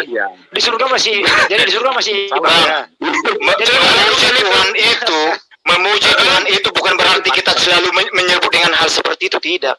Selama sampai berbuat dosa pun kamu sudah memuji. Terus gimana yang kamu maksud di surga memuji Tuhan itu kayak mana? Lahir dari dalam hati yang paling dalam. Nah, kamu masih punya hati di sana? Iya. Arti memuji memuliakan. Hati itu daging loh. Iya, tubuh kemuliaan. Arti memuji memuliakan Tuhan di surga itu tidak ada lagi perbuatan dosa kita di sana. Itu hanya memuji memuliakan Tuhan. Iya, terus ngapain di sana kalau nggak ada lagi kehidupan kedagingan, ngapain kalian di sana? Sama seperti Anda. Anda coba tanya dulu, itu malaikat ngapain sih hidupnya? Coba malaikat itu menjalankan perintah sesuai dengan apa yang diperintahkan oleh Tuhan kepadanya. Di saat malaikat, dia bukan makhluk yang sama seperti manusia. Di saat nanti Anda masuk surga, itu malaikat ngapain nanti? Saya tanya dulu, apa hidupnya dia di sana? Apa hidup kalian mau dikontrol lagi di sana? Kalau malaikatnya diperintahkan melayani manusia, yang melayani manusia. Melayani manusia? Ya. Apa lagi? Melayani dalam bentuk apa? Dalam bentuk apa melayaninya? Tergantung apa yang diperintahkan oleh Allah kepadanya. Minta petikan buah gitu. Minta petikan buah, bagikan nasi gitu. Iya dong, kalau Tuhan perintahkan begitu, kenapa tidak? Itulah kenikmatan surga. Mau makan. Berarti manusia menyuruh-nyuruh malaikat nanti gitu. Malaikat, ambilkan dulu nasiku. Malaikat, jangan berusaha gitu. Itu urusan Tuhan. Yang pasti surga itu tempat kenikmatan manusia. Tapi kalau di surga itu biasanya teman Kristen kalau dibilang kenikmatan itu larinya ke senggama, larinya ke selangkangan. Padahal kenikmatan itu adalah berhubungan, bersosialisasi, berbelanja, hidup rukun, damai sejahtera. Itulah kenikmatan. Tapi kalian hanya memuji haleluya, haleluya, haleluya, haleluya, haleluya, haleluya. Tapi tadi Anda belum menjawab pertanyaan saya. Bukan memuji Tuhan selama 1 tahun nonstop, tanpa makan, tanpa minum, tanpa tidur, terus saja. Anda belum menjawab pertanyaan saya. Apakah Anda layak melakukan hubungan suami istri di dalam ibadah Anda, sedangkan di surga nanti Anda melakukan hubungan itu di tempat yang maha suci dan kudus? Sebentar. Jadi sekarang Anda bersetubuh itu, Anda anggap itu sesuatu yang buruk. Iyalah, buruk itu kalau hanya untuk mencari kenikmatan.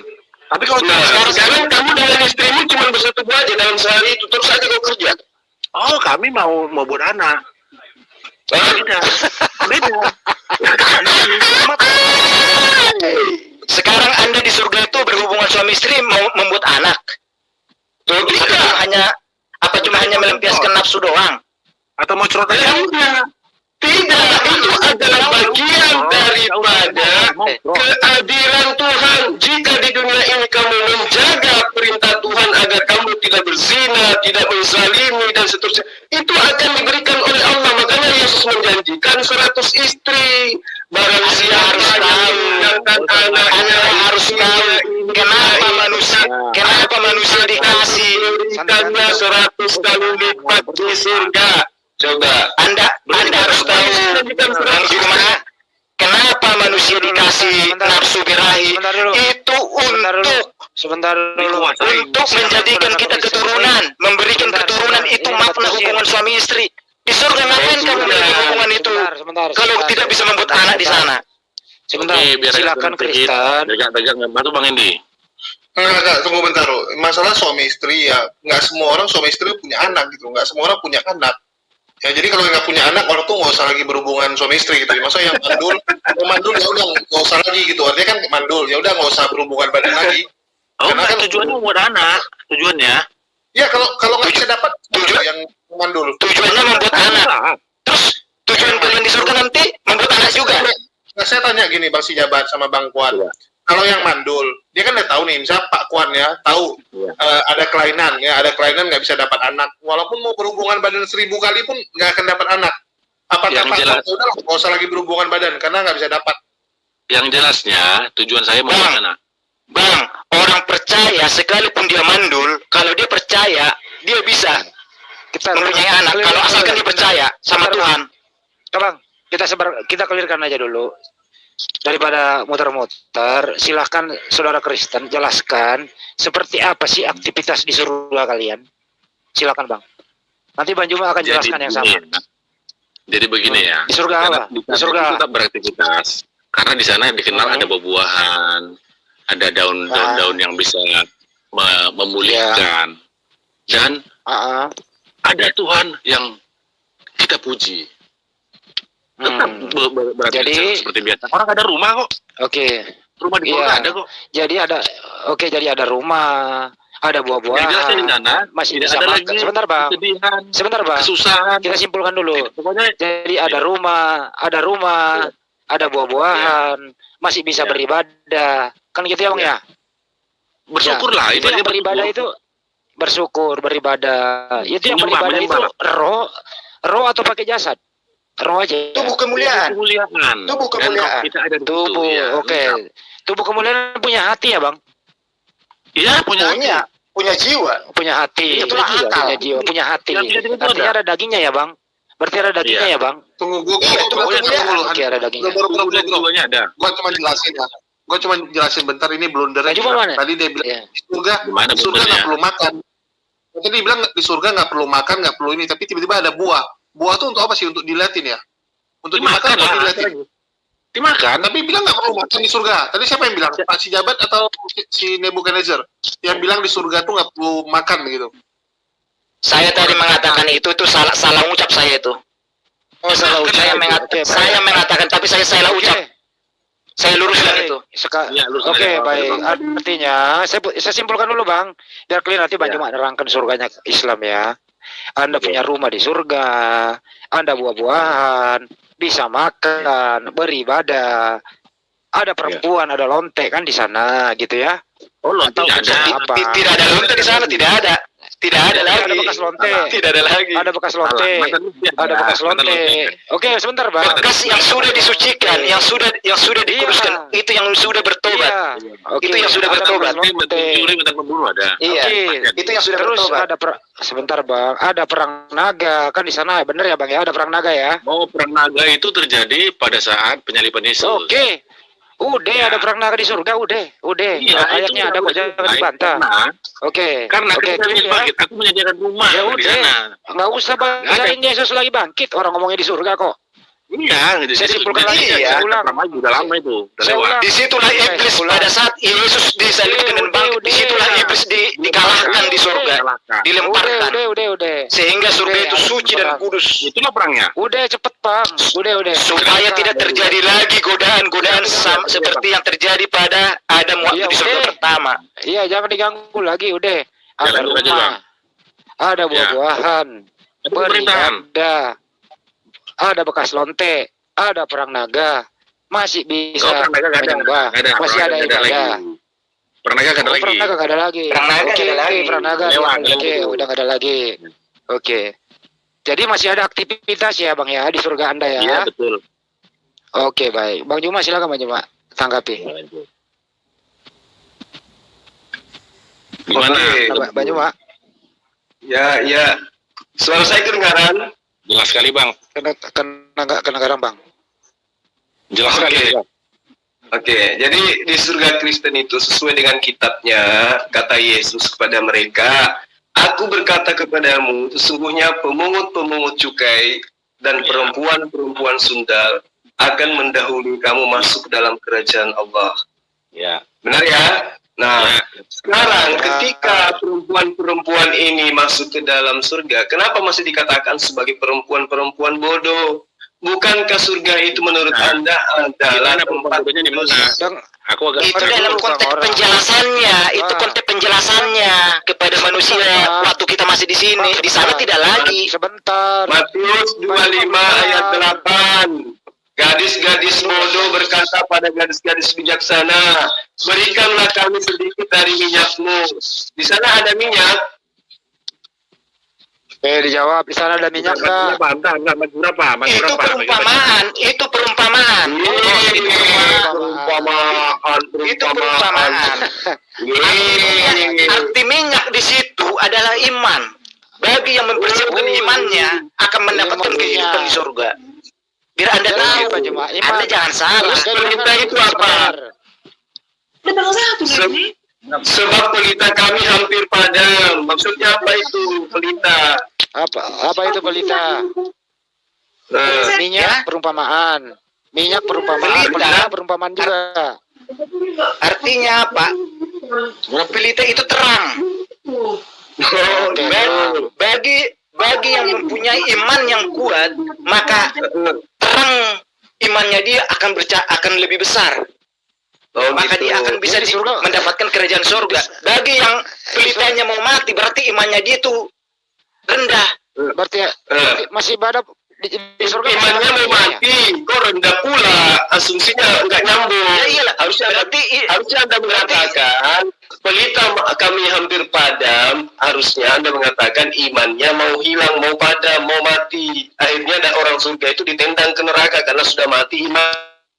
Iya betul.